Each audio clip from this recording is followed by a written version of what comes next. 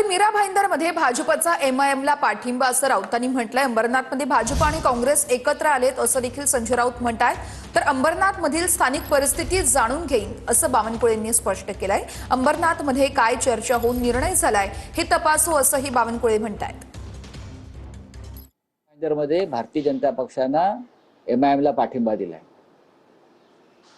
पुढे मीरा भाईंदरमध्ये म्हणजे फडणवीस ओबीसी भाई भाई आणि आम्हाला ज्ञान देतात। अमरनाथमध्ये काँग्रेस आणि भारतीय जनता पक्ष एकत्र आलेला आहे। आता ते हिरवे नाही काय झाले? मीरा भाईंदर आणि अमरनाथमध्ये ओबीसी आणि काँग्रेस बरोबर त्यांची चुंबाचुंबी जी चाललेली आहे, निकाह लागलेला आहे त्यांचा, मग आता हिरवे नाही झाले? मी जे म्हणतो ना, दुतोंडी गांडूळ आहे ते।